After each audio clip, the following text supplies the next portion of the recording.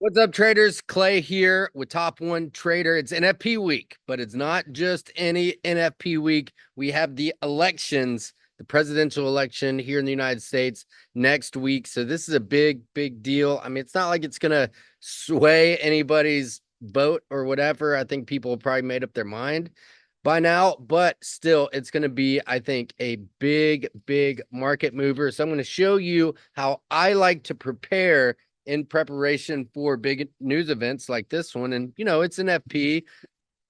Some it goes one way, the market goes another way. You know how it goes if you've been trading for any amount of time, but it's super important to be prepped up ahead of time. So today is Tuesday. I'm going to show you how I like to get prepared on this. We have some great setups for the dollar. So let's pull up the charts and have a look.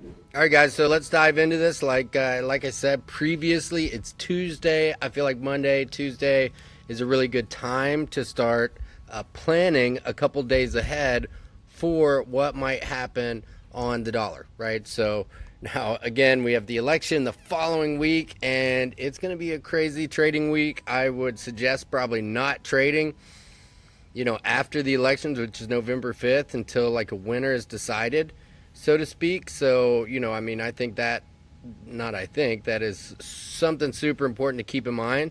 Now, I have the 4-hour time frame pulled up here. So this is where I like to do my overall long-term analysis. It's, a key component of my overall strategy. And so Aussie has been getting absolutely beat down. So one, I like to go down the line here, take a look at Aussie, take a look at Euro USD. Now, me specifically, and the way my strategy works, I'm looking for a pullback in an established trend. So there's some nuances to my strategy, but essentially that's what I'm doing. So there's two ways to do this. Maybe you trade just one pair. Maybe you just trade one pair and that's your bread and butter, and you trade it in all different conditions. Or the flip side of that is you trade one specific setup and you just look for that setup, and that's more akin to what I do, my strategy, and what my students do as well. So my successful ones, I should say. So I go down the line here, look at AU, big downtrend. So interesting enough, there's a gap up here, and I mean that's like 200 pips away. It's something I've had that box there for almost 2 weeks now. 2 weeks. So like, are we gonna rally 200 pips on Aussie before then? I highly doubt it. Probably not. It's a slow mover. But you can see this trend is pretty established across the board here. Now, Euro USD looking like we're trying to make a little bit of bottom here. And also, too, we have some pretty decent news coming out of the Eurozone. So something to keep in mind. That's pre-NFP, right? Here's unemployment, non-farm payrolls. Now we take a look at pound dollar. Pound dollar is already making a move up. So I really like this setup as of now. If I can zoom in here, you can see we have this nice little zone, little supply area, which I've marked out already as a potential zone, right? So it would be amazing, and this would be, best case scenario, what I would look for. I have my Fibonacci kill zone mapped out here. This is, the area I might be looking for some sort of rejection. And so I'm looking for us to pull up, hit this zone here, maybe rally to the 127%. 161 might be a stretch, but it is sterling, GU. I mean, it's a fast mover. So what I want to do is establish a position before NFP. So we go down the line here, New Zealand dollar, looking pretty heavy, right? But we have some nice divergence. This is my entry confirmation. This is one of my indicators that I created. So you can see we have a divergence there. We have a big time divergence over here on GU. Aussie dollar kind of starting to show it. The one on NU is pretty significant.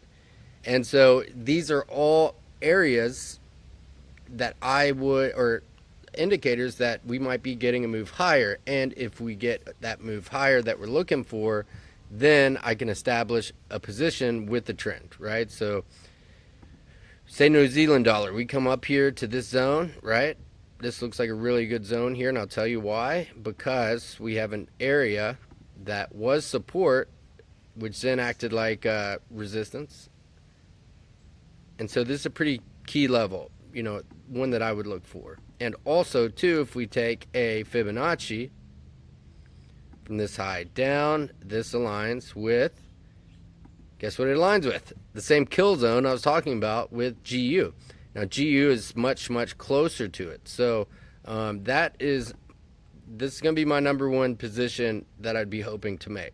Now, dollar CAD is an inverse of this, and it is absolutely in beast mode. It's not really, I would have loved to have gotten down in here to establish a position somewhere along these levels. I don't know if it's going to happen.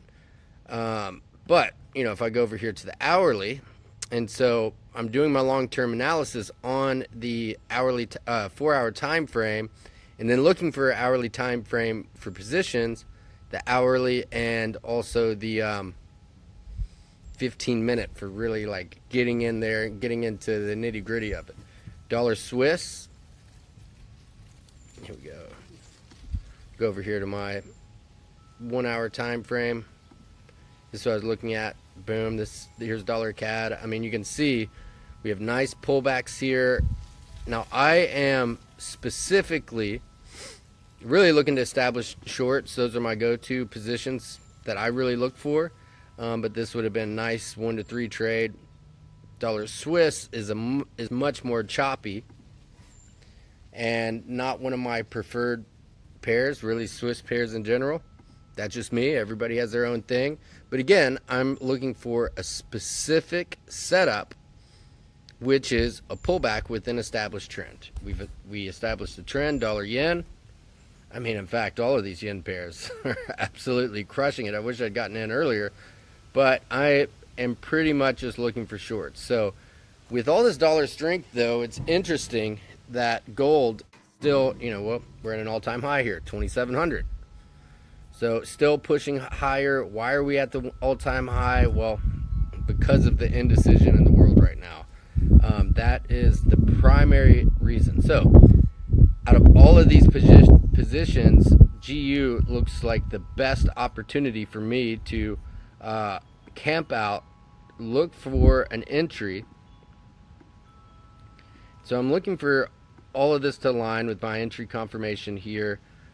Boom, we have our Fibonacci mapped out. Here's our fibs. So it looked like something like this, right? So by the time we get around to Friday, ideally, in a perfect world, might look something like this. I know here's non-farm payrolls. So, maybe it would look like something like here. Do a little Van Gogh for you. And so if I can establish a position ahead of time, ahead of NFP, that would align to the markets pushing up, pushing higher, and I can get my short position in here. The reason I'm looking for shorts is because we're already in an established trend, right? So here, say a 30 pip stop loss above this high. And now, by the time that NFP rolls around, so say, we pull up, we have our position in. Ideally, the perfect case scenario is that we can lock our stop loss into place and be risk-free by the time NFP happens. And if that happens, if it goes against us, boom, we're out. That kind of sucks because you didn't make any more money and you did all that work for nothing. But, maybe you could take a little off the top or something like that. But if it goes in favor of dollar strength, then, we have a really, really big trade opportunity to where we can ride that momentum into some serious risk to reward. So most people for NFP, they like to sit there and be like, okay, what's happening? When's the data drop? What's it going to be? And then, afterwards get into a trade. But I like to try to do that 1 to 2 days, if not more, ahead of time. So then I have the best possible scenario, the best possible outcome.